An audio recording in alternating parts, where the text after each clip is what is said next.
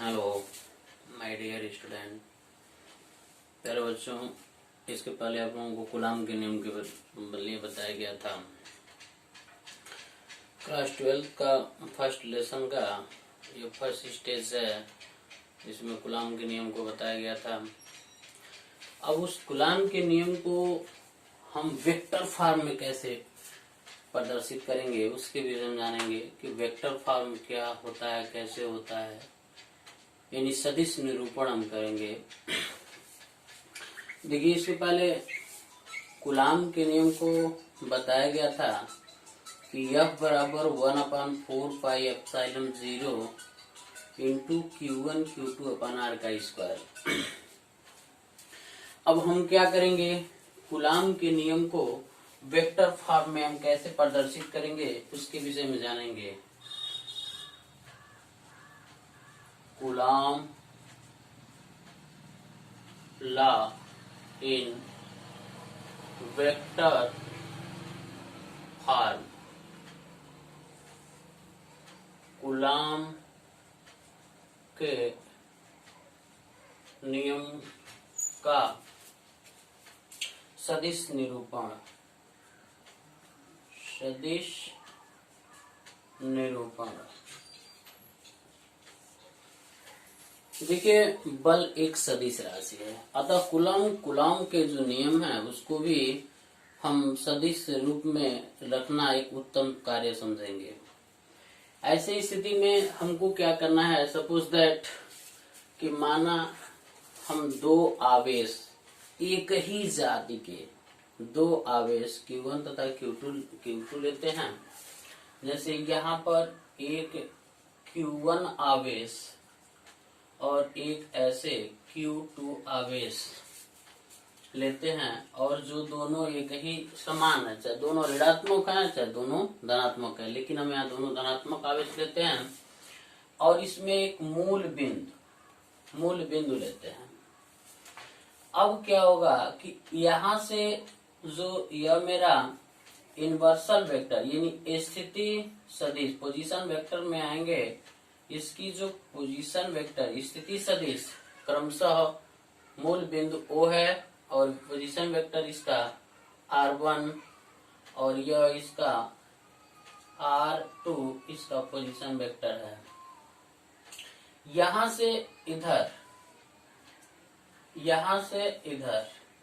या ऐसे Q1 के कारण Q2 पर लगने वाला जो फोर्स है, यह मान लेंगे कि F वेक्टर ऑफ F21 है, और Q2 के कारण Q1 पर लगने वाला जो फोर्स है वह मान लेंगे F12 है। और ऐसे ये समान चिन्ह है तो विपरीत कार्य करेंगे, अगर असमान चिन्ह है तो आकर्षण का कार्य करते। ऐसी स्थिति में यहाँ पर जो यह R21 यूनिट वेक्टर और R12 यह यूनिट वेक्टर है, यहाँ ऐसे कह सकते हैं Q1 Q2 is greater than 0, यानी Q1 Q2 दोनों हम सजाती M लिए हैं, लेकिन वो दोनों पॉजिटिव है, 0 से बड़ा है। अगर हम फिगर को ले लेने के बाद हम इस ऑप्शन पर आते हैं, ऐसे इसको हम कहेंगे कि माना Q1 तथा Q2 दो समान आवेश, इसको ऐसे लिख लेंगे Q1 Q2 is greater than 0 है, जिसमें O मूल बिंदु है, मूल बिंदु है। ऐसी स्थिति में O मेरा मूल बिंदु है। इसके बाद हम आएंगे, O मेरा मूल बिंदु है। ऐसी स्थिति में लिखेंगे R1 तथा वेक्टर R1 तथा वेक्टर R2 क्रमशः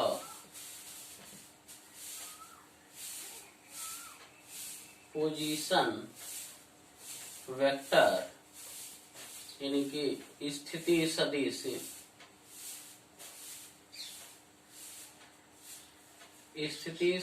हैं या क्रमशः स्थिति सदिश हैं।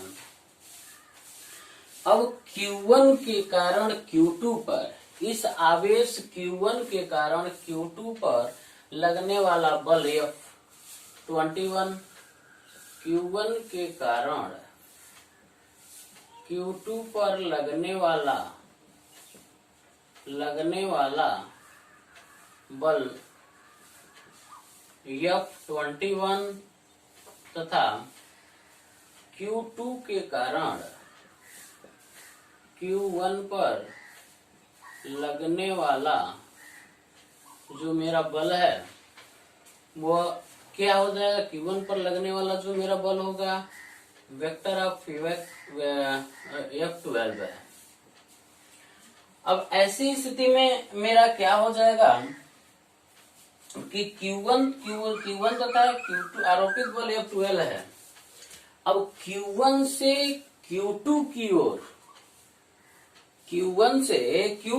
ओर इंगित सदिश विस्थापन ऐसे लिखेंगे, Q1 तथा Q2 की ओर इंगित सदिश विस्थापन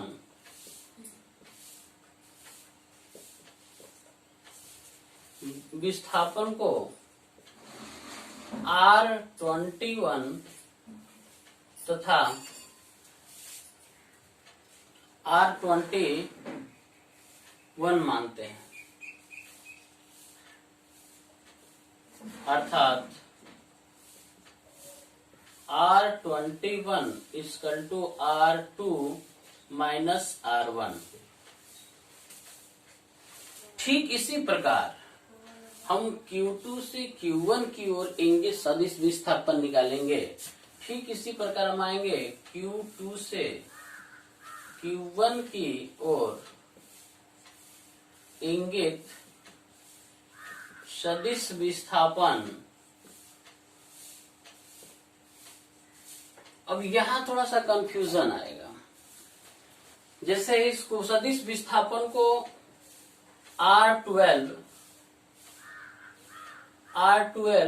मानते हैं, यानी कि R12 यानी R1 माइनस R2, यानी R12 = R1 माइनस R2, या इसी चीज को हम ऐसे लिख सकते हैं माइनस R21 और वेक्टर ऑफ R21। अब इसको क्यों ऐसा लिखा गया है कि ऐसा इसलिए माना गया है कि केवल ऐसा नहीं है कि R2 बड़ा है R1 बड़ा है, कंडीशन हम किसी एक को लेकर चलते हैं। अगर इसमें से इसको घटाते हैं तो मानते हैं कि ये पॉजिटिव है, लेकिन अगर यही चीज इसमें से इसको घटा लेते हैं तो यह नेगेटिव हो जाएगा। इसलिए इसी R21 के पास ही डिनोट करेगा। ऐसे स्थिति में vector of R12 = R1 minus R2 = minus R21। अब इम्पोर्टेंट टॉपिक यहाँ पर मेरा क्या आता है उसके विषय में, किसी सदिश की दिशा का उल्लेख उस सदिश के, सबसे इम्पोर्टेंट चीज आता है किसी सदिश के दिशा का उल्लेख उसी सदिश के अनुदिश यूनिट वेक्टर यानी कि एकांक वेक्टर के बराबर होता है। एकांक वेक्टर से ही उसको प्रदर्शित किया जाता है। ये इम्पोर्टेंट टॉपिक है। तो ऐसे स्थिति में कह सकते हैं हम क्या कि किसी सदिश के दिशा का उल्लेख किसी सदिश के दिशा का उल्लेख उस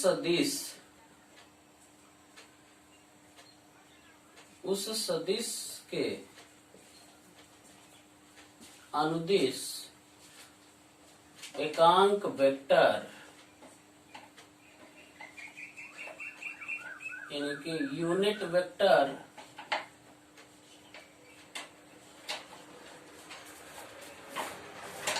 एकांक वेक्टर यानी कि यूनिट वेक्टर द्वारा किया जाता है,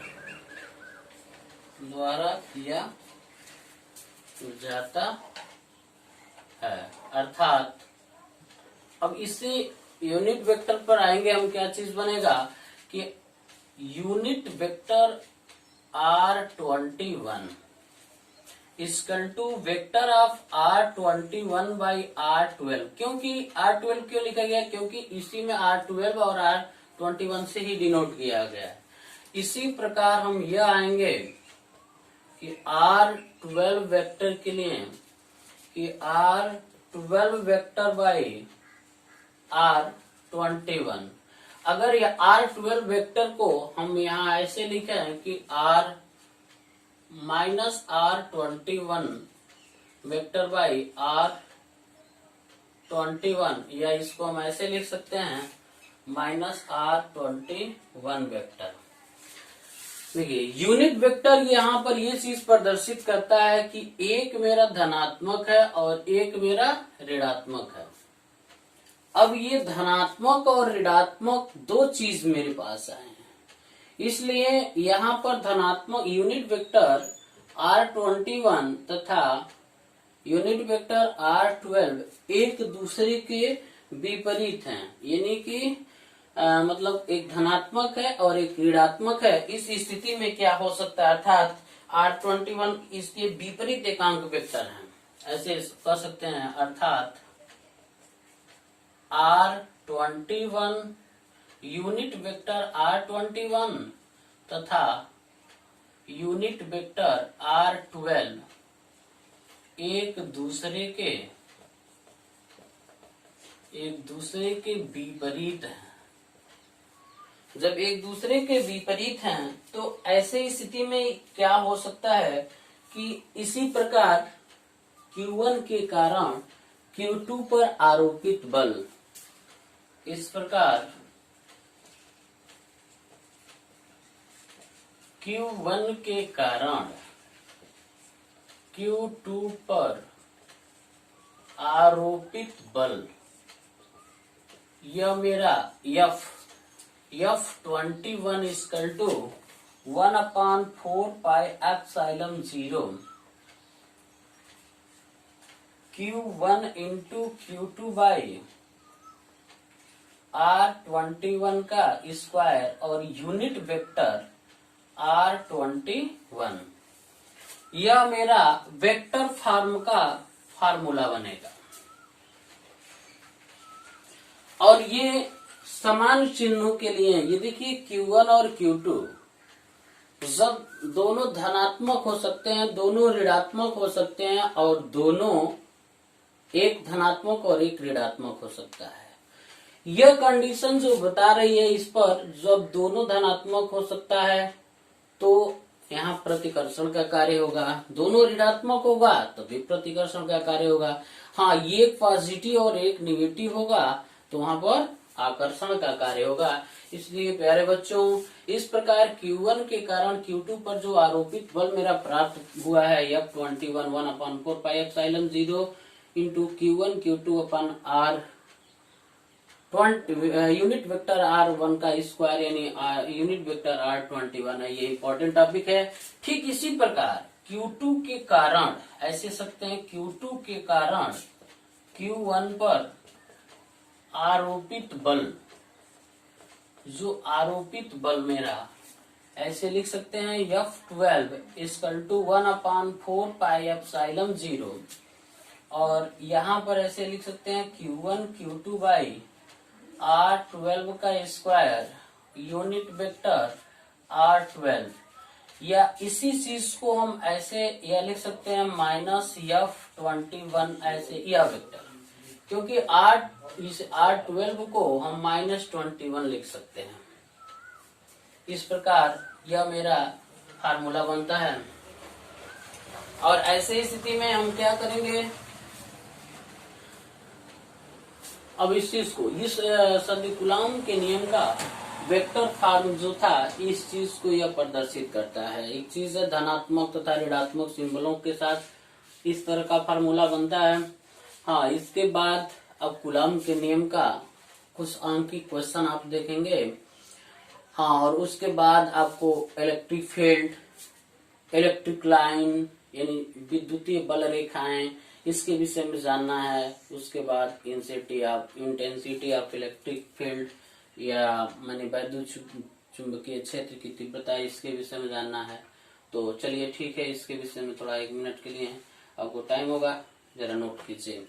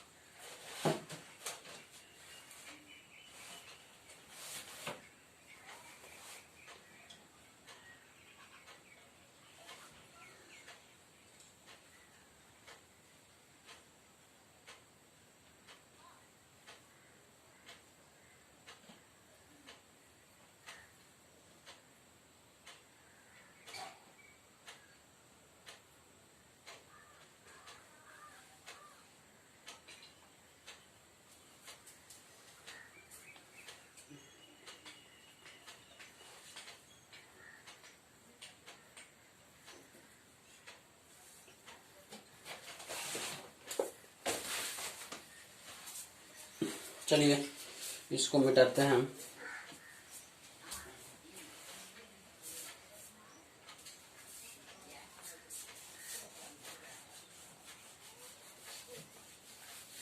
इसके बाद आएंगे electric field and electric lines of force.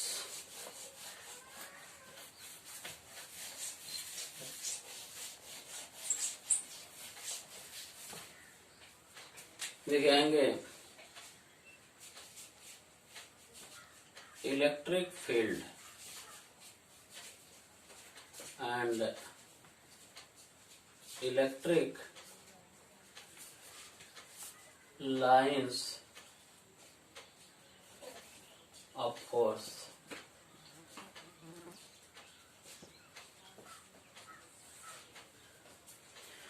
वैद्युत क्षेत्र तथा वैद्युत बल रेखाएं, वैद्युत क्षेत्र तथा वैद्युत बल रेखाएं। देखिए पहले इसकी विषय में समझेंगे कि वैद्युत क्षेत्र क्या चीज होता है और वैद्युत बल रेखाएं क्या चीज होती हैं। तो सबसे पहले हम इसके विषय में आएंगे कि वैद्युत क्षेत्र क्या चीज होता है। इसको कह सकते हैं कि किसी वैद्युत आवेश तथा आवेश समुदाय के चारों ओर का वह क्षेत्र जिसमें किसी धन आवेश को लाने पर आकर्षण या प्रतिकर्षण के बल का अनुभव करता है, पूरा क्षेत्र वैद्युत क्षेत्र कहलाता है। यानी ऐसी स्थिति में यह कह सकते हैं कि आवेश तथा आवेश समुदाय का वह क्षेत्र, चारों ओर का वह क्षेत्र जिसमें किसी दूसरे आवेश को लाने पर वह उस क्षेत्र में आने तथा दूर हटने का विरोध करता है, यानी उसमें एक आकर्षण या प्रतिकर्षण का अनुभव करता है, तो उस पूरे क्षेत्र को हम वैद्युत क्षेत्र कहते हैं। एग्जाम्पल यह मान लेंगे कि किसी क्षेत्र में, जैसे अब मान लीजिए इलेक्ट्रिक फील्ड के विषय में उतना नहीं समझे होंगे, लेकिन मैग्नेट सबसे परिचित होगा। और मैग्नेट को आप देखते होंगे कि किसी मैग्नेट के पास दूसरे मैग्नेट को लाया जाता है, तो अगर समान सिंबल पाता है तो वह प्रतिकर्षण पूरा फोर्स लगा देते हैं। छोटा सा मैग्नेट होता है, पूरा फोर्स लगाते हैं, लेकिन उसके पास नहीं आता है। और अगर विपरीत सिंबल मैग्नेट का आ जाता है तो दूर ही रहता है, तो तुरंत आकर्षण कर लेता है। तो ऐसी स्थिति में ठीक यह भी चीज है। आपको आवेश के विषय में पहले ही कूलाम ने बता चुका है कि कूलाम के अनुसार यह बताया गया है कि जब पॉजिटिव या नेगेटिव कैसे क्या क्या जो भी होता है उनके विषय में।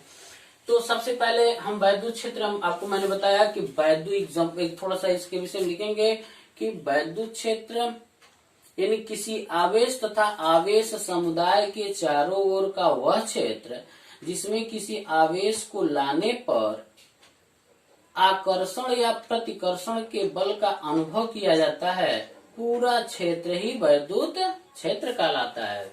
जैसे कि यह मेरा आवेश ऐसे यह Q है और यह पूरा इसके तरफ का ऐसे क्षेत्र है। किसी प्लस Q आवेश को इस क्षेत्र में हम ला रहे हैं।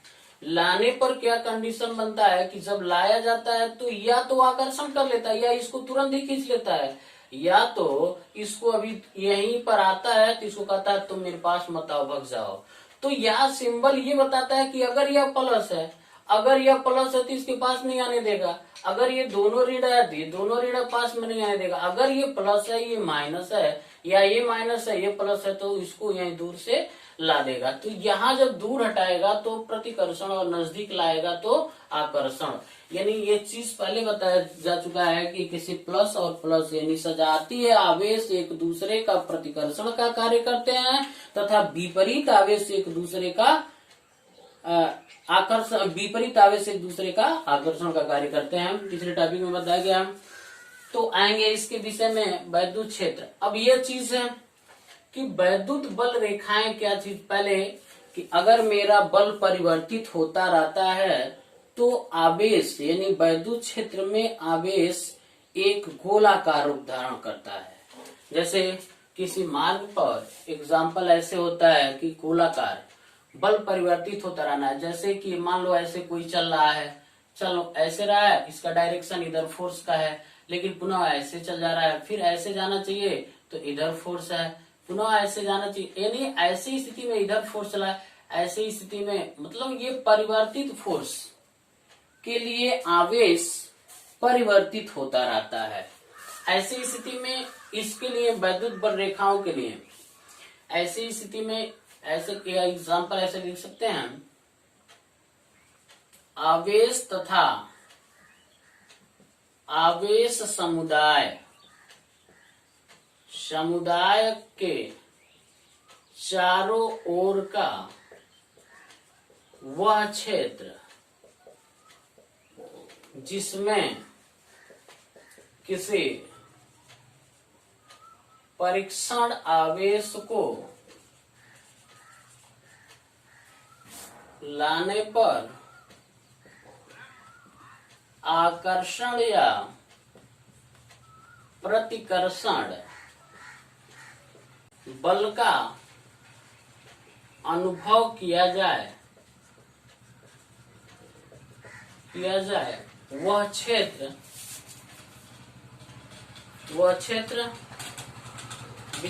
क्षेत्र पूरा मेरा वैद्युत क्षेत्र कहलाता है।